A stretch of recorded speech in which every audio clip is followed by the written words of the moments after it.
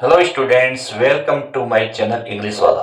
बच्चों, आज के इस वीडियो के अंदर हम कंजक्शन का पार्ट, जो अगला पार्ट है, उसको स्टार्ट कर रहे हैं। स्टार्ट करने से पहले बच्चों, मैं आपसे रिक्वेस्ट करता हूं, यदि आप मेरे चैनल पे नए हो तो निश्चित रूप से आप मेरे चैनल को पहले क्या करना है, सब्सक्राइब करना है। चलो, आज को इस वीडियो को, आज का इस टॉपिक को हम स्टार्ट करते हैं। देखो बच्चों, आज हम यहाँ पढ़ रहे हैं टू टू का यूज। इस टू टू के यूज के अंदर देखो, यहाँ आपको बताऊं कि टू का यूज है वो नेगेटिव के लिए किया जाता है। किसके लिए किया जाता है? नेगेटिव के लिए किया जाता है। यहाँ इसमें वही रूल्स है जो यहाँ पे सब्जेक्ट सेम और डिफरेंट होते हैं। जहां सब्जेक्ट और डिफरेंट होते हैं, जैसे हमने कंजक्शन नाइदर नोर आइदर नोर उनका रीड किया है, वैसे इसका है। पर इसके अंदर कुछ डिफरेंस है। फर्स्ट सेंटेंस के अंदर यदि वेरी या सो का यूज है तो उसकी जगह आपको क्या करना है, टू का यूज करना है। और सेकंड सेंटेंस के अंदर आपको क्या करना है कि subject, both subject are same, then we remove from the second sentence subject plus verb, और उसकी जगह आपको क्या करना है, टू का यूज करना है। जैसे ये सेंटेंस की यदि मैं बात करूं तो जॉन इज वेरी, वेरी की जगह क्या किया आपने, टू का यूज किया। और आगे हमने लिखा प्राउड। क्लियर? और यही जैसे ये ही किसके लिए आया, जॉन के लिए आया, इसलिए ये हट गया और इसके साथ में आपने डजंट को भी हटा दिया और उसकी जगह क्या आया, टू का यूज किया। Talk to the poor. Clear? Second sentence की बात करें तो Sohan was very poor he couldn't, तो यहां मैंने लिखा कि सोहन वाज, वेरी की जगह आपने क्या किया, टू, पुअर। अब यहां ही किसको को बता रहा है, सोहन को। ही कुडंट परचेज, वो इतना ज्यादा गरीब है कि वो एक घर को खरीद नहीं सकता। तो यहां वॉज का यूज हुआ तो बच्चों यहाँ कुड आएगा, और इज का यूज होता है तो यहाँ ए नॉट का यूज हो जाता है। इसको हटा के आपने क्या किया, टू लिखा, क्या, परचेज ए हाउस। ये तो हो गया सब्जेक्ट जिसमें सेम हो। और यदि बच्चों सब्जेक्ट यदि डिफरेंट हो तो उसके अंदर मैं आपको बताऊं कि जो फर्स्ट रूल हमारा यही है कि फर्स्ट सेंटेंस के अंदर जो वेरी या सो आए उसकी जगह आपको क्या करना है, उनको हटाना है, उसकी जगह आपको क्या करना है, टू का यूज करना है। और यदि सब्जेक्ट डिफरेंट है तो आफ्टर फर्स्ट सेंटेंस के आफ्टर किसका यूज करोगे, फोर का यूज करोगे। क्लियर? वहां पे हम इसका, यहां मैंने लिखा है फोर का यूज करना है। और उसके बाद में क्या है कि सेकंड सेंटेंस के अंदर हमेशा प्रोनाउन की सेकंड फॉर्म हो यानी फर्स्ट फॉर्म का यूज होगा। उसको आपको क्या करना है, जब कंजक्शन का इसका यूज करोगे टू और टू का, तो उसको ऑब्जेक्टिव फॉर्म में चेंज करना है। मतलब यदि वहां पे सब्जेक्ट आई आए तो मी करना है, वी आए तो अस करना है, यू आए तो यू, दे आए तो देम, और शी आए तो हर, और ही आए तो हिम, और इट आए तो इट का यूज करना है। और आफ्टर दस यानी सेकंड सेंटेंस के लास्ट के अंदर कुछ वर्ड्स ऐसे आएंगे जैसे इट है, हेयर है, देयर, इनको हटाना। हटाने का कारण ये है कि बच्चों ये सेंटेंस है, ये वर्ड है, वो पहले सेंटेंस को इंडिकेट करते हैं, पहले सेंटेंस के सब्जेक्ट को इंडिकेट करते हैं। इसलिए दो बार यदि एक सब्जेक्ट के बारे में यदि बताया जाए तो लिखा नहीं जाता, एक ही सेंटेंस यदि बनाया जाए, दोनों सेंटेंस के अंदर अलग है। तो जैसे मान लो the question is very difficult, question बहुत ज्यादा हार्ड है, we can not solve it, हम इसको हल नहीं कर सकते। इट किसके लिए आया, इस क्वेश्चन के लिए। तो एक ही सेंटेंस हम दोनों को एक ही तो बना रहे हैं, तो इसलिए इसका यूज नहीं होगा। The question is too difficult. Clear? जैसे ये सेंटेंस कंप्लीट हो तो यहाँ पे किसका यूज करना है, फॉर का यूज करना है। और वी है, फर्स्ट पर्सन है, भाई फर्स्ट पर्सन है, और सब्जेक्ट की प्रोनाउन है। ठीक है? तो प्रोनाउन की फर्स्ट फॉर्म है, इसको सेकंड फॉर्म में चेंज करेंगे तो अस, के नॉट या कुड नॉट को हमें हटाना है, और उसकी जगह आपने क्या लिखा, to solve. To solve the tree was very good है, इसकी जगह क्या किया, टू हाई।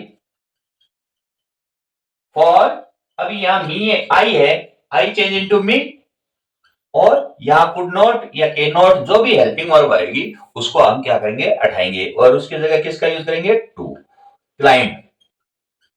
अब देखो बच्चों, यहाँ इट का यूज हुआ है तो इट किसके लिए है, द ट्री के लिए, तो इसको भी आपको क्या करना है, हटाना है। यहां पे इस सेंटेंस के अंदर मैं आपको ये बताऊं कि सेकंड सेंटेंस के अंदर क्या आएगा, कुड,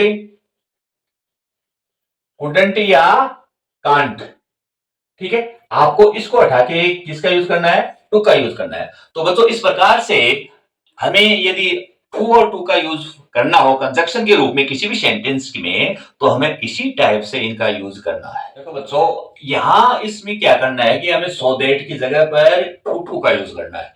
सेंटेंस के अंदर चाहे सब्जेक्ट सेम हो या डिफरेंट हो। अब उसमें देखो कि मोहन इज सो वीक, तो आपको क्या करना है बच्चों, सोहन मोहन इज सो, यानी सो की जगह आपको किसका यूज करना है, टू का यूज करना है। क्लियर। तो हमने लिखा टू वीक। अब आपको क्या करना है कि दैट प्लस जो सब्जेक्ट प्लस वर्ब उसको हटाना है। क्लियर। और उसकी जगह आपको क्या करना है, यहां ये जो है इसकी जगह आपको टू का यूज करना है, to get a good marks. कब है, जब सब्जेक्ट्स आर सेम। यदि यहां सेम है, मौन की जगह ही आया है, तो सब्जेक्ट क्या हो गया, सेम। उस कंडीशन पे आपको ऐसा करना है। अब देखो the river is so deep that I can not cross it. यहां रिवर है और यहां सेकंड सेंटेंस के अंदर सब्जेक्ट क्या है, आई है। तो देखो बच्चों यहां क्या करना है, द रिवर इज, इसकी जगह हमने क्या लिखा, टू डीप। और यहां ये हटाया, दैट को हटाया और इसकी जगह हमने क्या लिखा, फॉर। फोर का यूज करना है, दैट की जगह फोर का यूज करना है। फोर का यूज करते ही आई चेंज इनटू मी, और यहां के नॉट या कुड नॉट हटाया है, उसकी जगह आपको क्या लिखना है, टू। तो यहां हमने लिखा टू। क्रॉस इट है, वो किसको इंडिकेट कर रहा है, द रिवर को इंडिकेट कर रहा है, इसलिए इसको लिखने की जरूरी इसमें नहीं है। क्लियर। जब टू और टू का यूज करते हैं तो उस समय होते हैं जब सब्जेक्ट आर सेम, तब ऐसा होता है, और डिफरेंट है तो वहां पे फोर का यूज करना है, जैसा हमने यानी जो पिछले एग्जाम्पल में हमने देखा है। अब बच्चों यहां क्या करना है कि किसी भी सेंटेंस के अंदर हमें सो दैट का यूज करना हो, सो दैट का कंजक्शन का यूज करना है, तो बच्चों मैं आपको बताऊं कि वेरी आएगा, और वेरी की जगह आपको क्या करना है, सो का दैट करना है। और जैसे फर्स्ट सेंटेंस कंप्लीट हो जाए उसके बाद में आपको दैट का यूज करना है। आपको इसके अंदर किसी चीज को हटाना जोड़ने की कोई जरूरी नहीं है, एज इट इज सेंटेंस को वैसा का वैसा राइट करना है। देखो चाहे सब्जेक्ट सेम हो या डिफरेंट हो, उससे कोई लेना देना नहीं है, आपको केवल वेरी की जगह सो करना है, और जैसे ही फर्स्ट सेंटेंस कंप्लीट होता है उसकी जगह दैट करना है। ही इज वेरी पुअर, तो हमने क्या लिखा, ही इज वेरी की जगह सो ओल्ड, या ओल्ड है। और जैसे ही सेंटेंस कंप्लीट हो गया था आपने क्या किया, that he can not walk. Clear. Radha is very poor, तो हमने क्या लिखा, Radha is so poor that she can not buy new clothes. अब यहां देखो सब्जेक्ट सेम है, अब डिफरेंट है तो डिफरेंट के अंदर भी वही रूल है, the stone is so heavy that I can't lift it. कहने का मतलब है कि जब हम सो दैट का यूज करते हैं तो उसमें इट आउट से कुछ भी है, हमें उसको कुछ भी नहीं हटाना है, केवल इट इनको हटाना है, हेर और देर है, जब हम टू और टू का यूज करें तभी हटाना है, अदरवाइज नहीं है। अगला हम पढ़ते हैं कि यूज ऑफ दो, ऑल दो और ऑल दो या येट। देखो इन इनका यूज होता है वो हमेशा कॉन्ट्रास्ट के लिए होता है, कि यानी दोनों सेंटेंस के अंदर यदि विरोधाभास का यूज हुआ है उस कंडीशन में इनका यूज होता है। यदि आपको देखो बच्चों ब्रैकेट के अंदर आपको यही दें कि दो और ऑल दो का यूज करना है, केवल येट नहीं आए, तो आपको क्या करना है कि फर्स्ट सेंटेंस से पहले आपको क्या करना है, इस दो का यूज करना है या ऑल दो। चलो हम दोनों में अलग अलग लिख लेते हैं। पहले हमने लिखा दो, फिर आपको क्या करना है, फर्स्ट सेंटेंस है वो कंप्लीट राइट करना है। सबसे इजी होता है ये। और जैसे ही ये सेंटेंस कंप्लीट हो जाए, फर्स्ट सेंटेंस कंप्लीट हो जाए, तो आपको क्या करना है, कोमा का यूज करना है, और second sentence as it is आपको राइट करना है।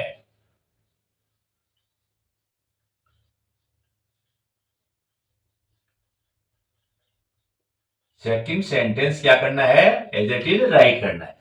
We played well, we lost the match, हमने अच्छा खेला फिर भी हम हार गए, तो कॉन्ट्रास्ट हो गया है ना, अच्छे खेलने के बावजूद हम हारे। और राम ने अच्छी मेहनत की, कठोर मेहनत की, फिर भी एग्जाम में फेल हो गया। मेहनत करने के बाद में यदि असफल हो जाता है तो कॉन्ट्रास्ट, विरोधाभास तो होता ही है। तो यहां पर हमने ऑल्दो का यूज किया, ठीक है, ऑल्दो। फिर वी प्लेड वेल, और जैसे ये सेंटेंस कंप्लीट हो जाए तो कॉमा, और सेकंड सेंटेंस को एज इट इज राइट करना है। अब देखो, he is poor, he is honest, यदि हम यहां पे ऑल्दो और येट का यूज करते हैं, ठीक है, यहां पे तो हमने दो और ऑल्दो का यूज किया है, उसका तो यूज हमें ऐसे करना है। जब ये ऐसा सेंटेंस है, वह पुअर है बट वो ईमानदार है, इट मींस गरीब होने के बावजूद भी वो ईमानदारी दिखा रहा है, तो पहले सेंटेंस पे आपने क्या लिखा, although he is a poor. अब बच्चों यहाँ पे ऑल्दो का यूज भी हो जाता है, बट यहाँ कोमा की जगह आपको क्या लिखना है, येट लिखना है, बस केवल यही डिफरेंस है। ही इज ए ऑनेस्ट। क्लियर? तो इस प्रकार से ऑल्दो या दो या ऑल्दो येट का यूज होता है। अब देखो बच्चों, येट का यूज होता है ब्रैकेट के अंदर यदि येट लिखा हुआ है, जब सब्जेक्ट डिफरेंट हो तो आपको क्या करना है कि कॉमा लगा के येट का यूज करना है, और कुछ नहीं करना है। आपको क्या करना है, जैसे पहले फर्स्ट सेंटेंस है, these toys are ugly and expensive. अब आपको क्या करना है, फर्स्ट सेंटेंस आते ही यहाँ कॉमा का यूज करना है और येट लिखना है, और येट लिख के second sentence as it is write करना है। कब? If the both subjects are different, यहां दीज टॉयज है, यहां बॉयज। क्लियर? तो यहां हमने लिखा the boys like to buy them. अब यदि दोनों सेंटेंस के अंदर सब्जेक्ट सेम है तो हम क्या करेंगे बच्चों, पहला सेंटेंस कंप्लीट राइट करेंगे, that draw, I draw quickly, comma का यूज करना है, फिर येट, और येट कोमा का यूज करना। देखो बच्चों, यहां आई ड्रॉ और ये आई ड्रॉ सेम है तो उसको बार बार रिपीट करने की जरूरी नहीं होती है, इसलिए इसको उठाओ और जो शेष जो वर्ड बच्चा है उसको आपने लिख दिया safely. Clear? He is rich, he is not happy, वो धनवान है फिर भी क्या नहीं है, कुछ नहीं है। तो यहां तक तो सेम है ना बच्चों, तो हमने यहां लिखा ही इज, ठीक है, रिच, कॉमा, फिर येट। अब यहां नॉट एपी दिया हुआ है, इसमें नॉट नहीं हुआ है इसलिए इक्वल नहीं है ना, तो नॉट ए हैप्पी। तो इस प्रकार से हम येट का यूज करते हैं, चाहे सब्जेक्ट सेम और डिफरेंट हो। तो यदि डिफरेंट हो तो हमें क्या करना है, कुछ भी नहीं उठाना है, और यदि सेम हो तो हमें क्या करना है, फर्स्ट सेंटेंस और सेकंड सेंटेंस जहां तक है सेम है उसको उठाते हैं, पहले सेंटेंस के after we use comma and up, उसके बाद में येट का यूज करो एंड रेस्ट सेंटेंस राइट करो। तो इस प्रकार से येट का यूज होता है। अब देखो बच्चों, हम पढ़ते हैं आगे, स्टडी करते हैं use of as well as. यदि इसका यदि यूज करना है तो बच्चों हमें क्या करना है, एक सीधा सा फंडा है कि आपको फर्स्ट सब्जेक्ट है वो राइट करना है, उसके बाद में एज वेल एज का यूज करो और सेकंड सेंटेंस से एज इट इज राइट करो। इसके अंदर आपको ये नहीं देखना है कि सब्जेक्ट सेम है या डिफरेंट है, जो भी है उसका वैसा का वैसा करना है। जैसे you are intelligent, they are intelligent, आपको क्या करना है कि यू लिखना है, और यू लिखने के बाद में एज वेल एज, फिर सेकंड सेंटेंस है एज इट इज आपको राइट करना है, they are intelligent, they are intelligent. Clear? जैसे he is innocent, I am innocent, तो यहां आपको क्या करना है, he as well as I am innocent. आपको ऐसा नहीं है कि यहाँ पे इज हेल्पिंग वर्ब आएगी, सेकंड सेंटेंस में जो भी जैसा भी राइट किया हुआ है, helping verb is R M जो भी है उसके अकॉर्डिंग, सब्जेक्ट के अकॉर्डिंग वैसा वैसा राइट करना है। यू आर फूल, तो you as well as he is a fool. Clear. तो इस प्रकार से एज वेल का एज है, एज वेल एज का यूज होता है। अब बच्चों हम पढ़ते हैं व्हाइल। व्हाइल का मीनिंग होता है जबकि। जबकि का मतलब होता है कि ये देखो इसके अंदर सेंटेंस के अंदर टाइम ड्यूरेशन का यूज होता है, उसमें देखना है। यदि बच्चों ये सेंटेंस के अंदर कहीं भी ये वर्ड्स आए या देन आ जाए, कुछ भी आ जाए, तो उन कंडीशन में आपको बताऊं कि इनकी जगह पर आपको व्हाइल का यूज करना है। सीधा सा बात तो ये है।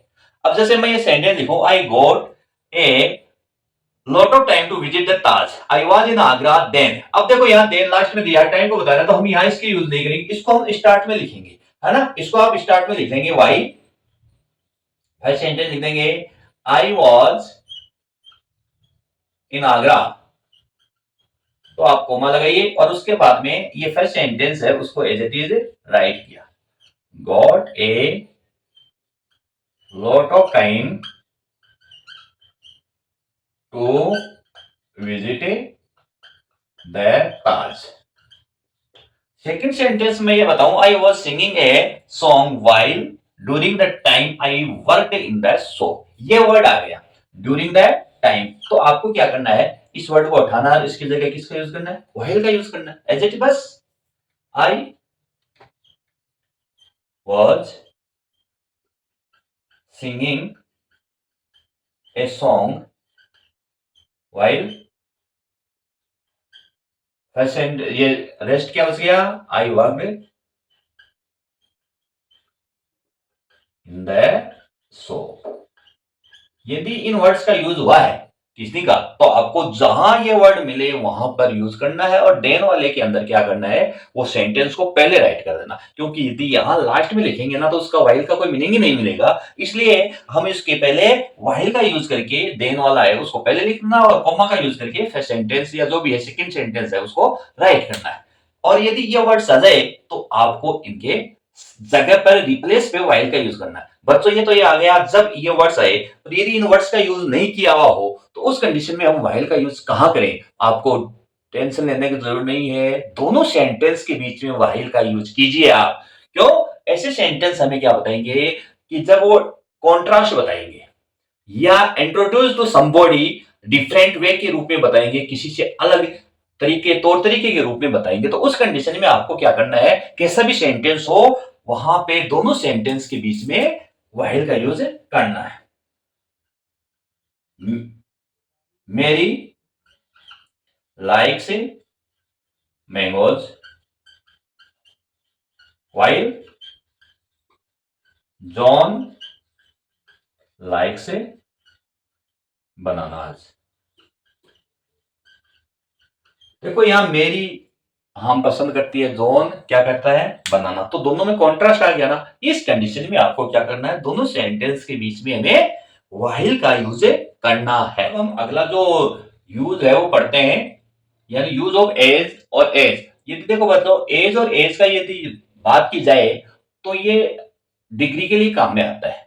जो comparative degree, positive degree, superlative degree, अर्थात एज एज का यूज है वो सुपरलेटिव डिग्री का के साथ भी इसका यूज किया जाता है। इसका यूज कहां होगा बच्चों, जो एडजेक्टिव होगी उस एडजेक्टिव के दोनों साइड के अंदर इसका यूज करेंगे। जैसे राम इज हैंडसम और श्याम इज हैंडसम। क्लियर। तो इसका यदि रूल किया जाए तो हमें पहला क्या करना है कि जो यदि सेंटेंस दिया हो तो सेकंड सेंटेंस का जो सब्जेक्ट है उसको हम पहले लिखते हैं श्याम, फिर किसका आएगी हेल्पिंग वर्ब इज, और ये इसका यूज करते हैं, किसका यूज हो गया एज।